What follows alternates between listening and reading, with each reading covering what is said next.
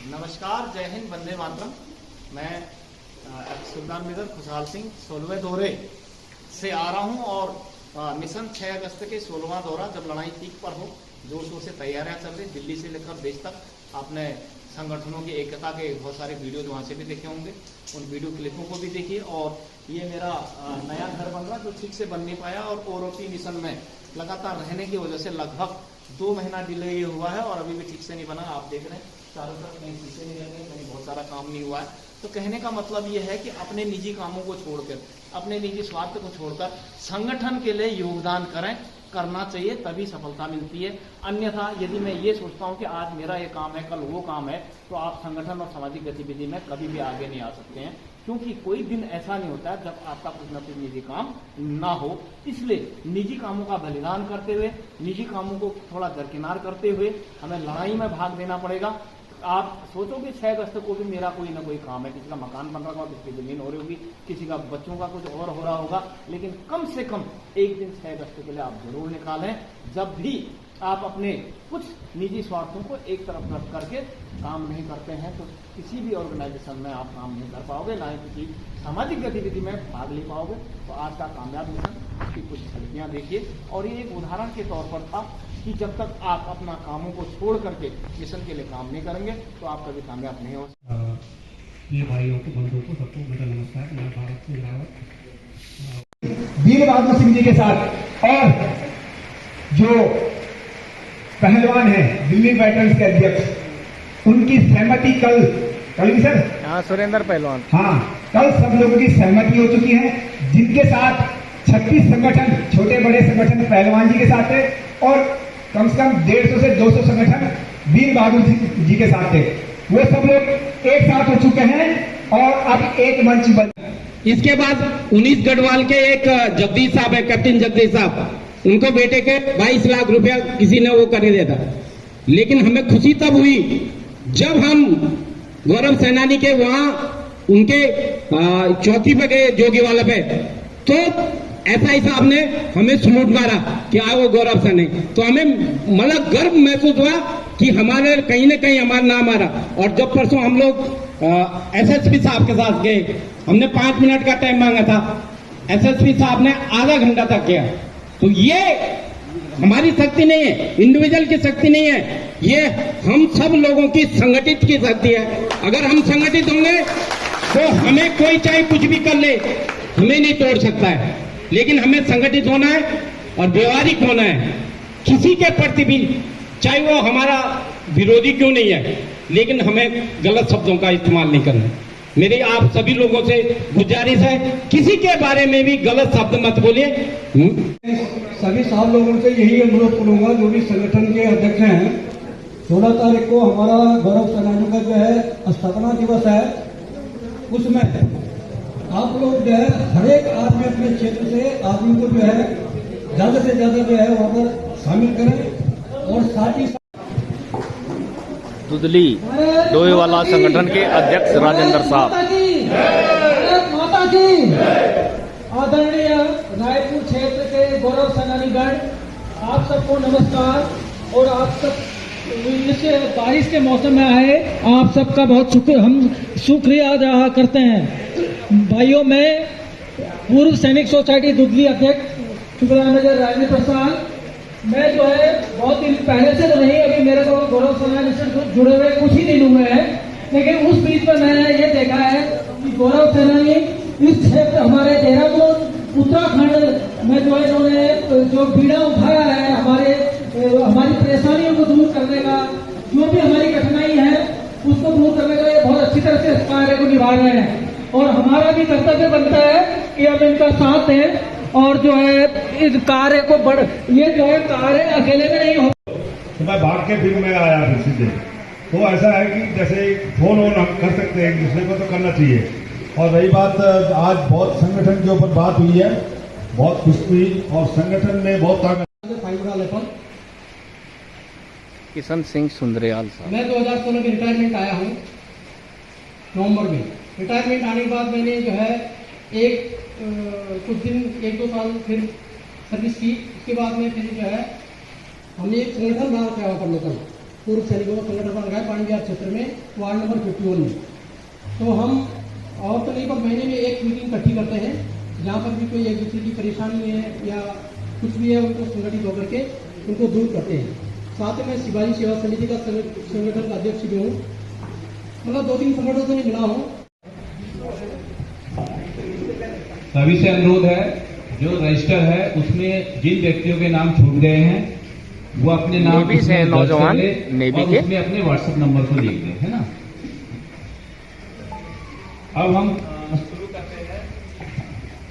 मैं सन 2012 से रिटायर हूं और वीर बहादुर सिंह जी से सन 2012 से ही जुड़ा हूं। उस समय सुधीर जी हुआ करते थे साउथ से, और कुछ हम लोग थे जब हम लोगों ने इस संगठन को बनाना शुरू किया था। उस समय मैं कलकत्ता में था और हमने तकरीबन 85,000 रुपए इकट्ठा करके भेजे थे वहां से कलकत्ता से। समस्या जो है वो समस्या ये है कि हम जो व्यक्ति हैं वो एक साथ नहीं जुटते हैं। जो हम में से अच्छे हो गए हैं, जैसे मान लीजिए आज मैं ब्रांच मैनेजर हूं, तो आज मेरे साथ सब कुछ है, तो मैं अपनी जो फ्रेटर्निटी है, जो मेरे दूसरे, मैं नहीं चाहता कि वो मुझे कहें कि मैं सोल्जर हूं। तो ये है सबसे बड़ी समस्या।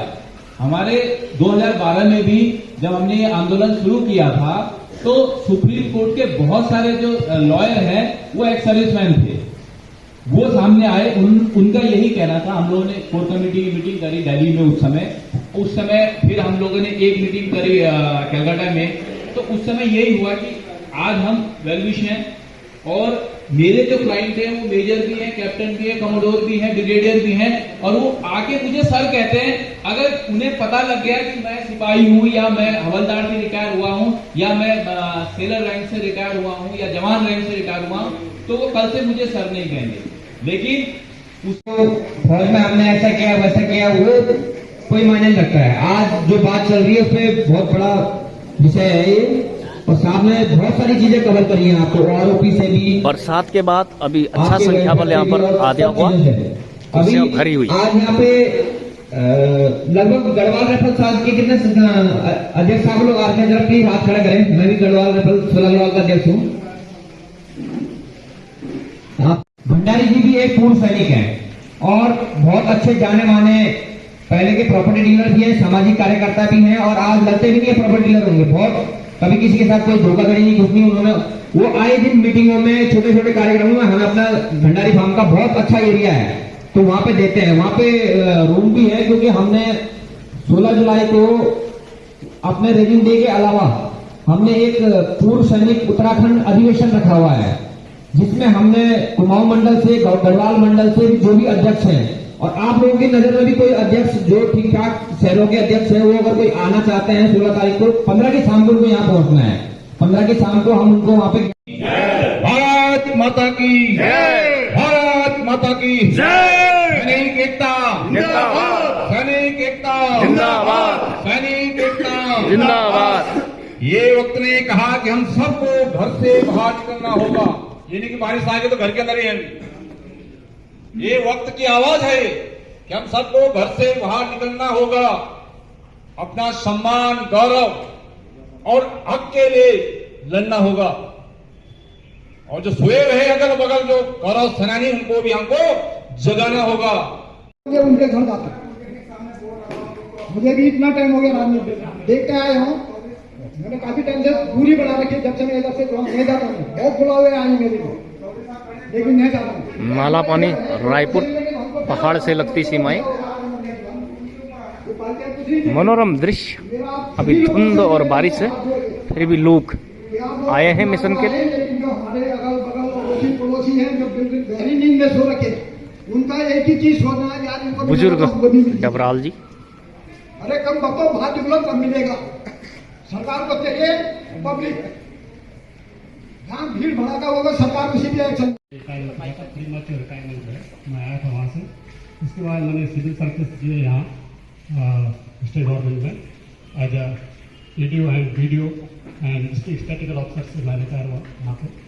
काफ़ी अच्छा लगा कि हम लोगों का भी मतलब गौरव सेनानी एसोसिएशन जो है, इस नाम से एक संगठन है, काफी अच्छा लगा ये मैं कितना है साहब?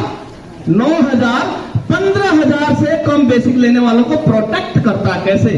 यदि कोई जवान 12,000 बेसिक पेंशन ले रहा था और उसकी मृत्यु हो जाती है तो एज ए रूल 60% पर पेंशन कितनी होनी चाहिए? 12 चक्का 72 7,200 कितनी होनी चाहिए? लेकिन पेंशन प्रोटेक्शन स्लैब उसको प्रोटेक्ट करता है, वो 7,200 नहीं, वो भी कितना होगा? कम से कम 9 ही होगा। और जो 20 ले रहा उसकी 12 होगी, जो 30 ले रहा उसकी कितने होंगे? 18। हमारी डिमांड ये थी, भारत सरकार का मिनिमम वेतन यदि 18,000 है ना? मिनिमम वेतन कितना है? 18,000 आप स्लैब करेंगे तो वो 30,000 पेंशन लेने वाले जहां सारे रैंक आ जाते हैं हमारे, तब वो प्रोटेक्ट करेगा। 3 छक्का 18, 30,000 वाले को भी मिनिमम कितने पेंशन लेगी? उसके फैमिली 18,000 मिनिमम लेगी। जिसकी 40 होगी वो थोड़ा कहां चला जाएगा? 24,000 पे चला जाए। जैसा होता है ये स्लैब आपने देना चाहिए था, जिससे इतना बड़ा अंतर नहीं पड़ता। आप परसेंटेज इसलिए देख रहे हैं क्योंकि आपकी बेसिक ऊपर है, उससे हमें घाटा है। किसी जमाने में डीए भी 2 होते थे, जिसकी बेसिक ज्यादा उसका डीए कम, और जिसकी बेसिक कम उसका डीए ज्यादा, ताकि 120 रुपया टमाटर सभी सब्जी में डाल सकें। सही है गलत है? तो ये 2 बातें, एक है पे कमीशन की विशिष्ट विसंगतियां, जैसे एमएसपी बराबर क्यों नहीं है, केस चल रहा है, सबकी जान बराबर है, 15,500 ही क्यों नहीं है। आप लोग इस चीज को बहुत अच्छी तरह जानते हो, मैं इसलिए इसको बहुत ज्यादा कवर नहीं करता हूं क्योंकि आपको इसका नॉलेज है। जिस प्रकार से आपके टाइम स्केल स्लैब 57 साल नौकरी में 3, 6, 13 है, और जिसका टाइम स्केल 17 ही है उसका 8, 16, 24 क्यों है? उसका आपसे छोटा होना चाहिए या ज्यादा? कम होना चाहिए था ना, क्योंकि उसकी नौकरी क्या है? आपसे कम है। जिस प्रकार इंक्रीजमेंट व्यवस्था उच्च रैंकों के साथ आपकी कम इंक्रीजमेंट और हायर लेवल पे है, इसी प्रकार सुबेदार मेजर के मात्र 8 या 10 ही इंक्रीजमेंट क्यों नहीं है? 24 क्यों है? उतने इंक्रीजमेंट घटा के पहले ही वेतन कहां होना चाहिए? और बिल्कुल ही नहीं आना चाहते हैं भात खाओ कि राम को भी मिलेगा तो श्याम को भी मिलेगा। फौज में जैसे मैं बीपीटी दौड़ता हूं तो भी महीने के लास्ट में तनख्वाह उतनी है, 2 अंडे और पूरी उसको भी मिलनी है। और जो सिग रिपोर्ट जा रखा है वो फर्स्ट क्लास धोके 4 अंडे भी खा रहा, 6 पूरी भी खा रहा, महीने के लास्ट में तनख्वाह उसकी भी उतनी है। उस धारणा वालों के लिए 25,000 और कम कर देता हूं, तो क्या पूरे उत्तराखंड से 25,000 लोग जाने चाहिए या नहीं जाने चाहिए? इस मुहिम के लिए हर डिस्ट्रिक्ट के पदाधिकारी, हर ब्लॉक के पदाधिकारी से मिले, बातचीत करें, कांटेक्ट करें और एक भारी जनसंख्या बल के साथ 6 अगस्त को शामिल हुए। और यह हमारा अंतिम लड़ाई ओआरएलपी और पे कमीशन की रहेगी। पे कमीशन का बिल्कुल बच चुका है, नोटिफिकेशन आ चुका है, लड़ाई 2026 तक नहीं छोड़नी है। एक अच्छा बेस, एक अच्छा पे सैलरी, एक अच्छा पेंशन बेस, जिसके बेस के आधार पर गणना की जाए तो किसी को घाटा ना हो, ऐसा हमारी उम्मीद है और इसके लिए हम तत्पर हैं। लड़ाई के लिए धन्यवाद आप सब लोगों का। जय हिंद।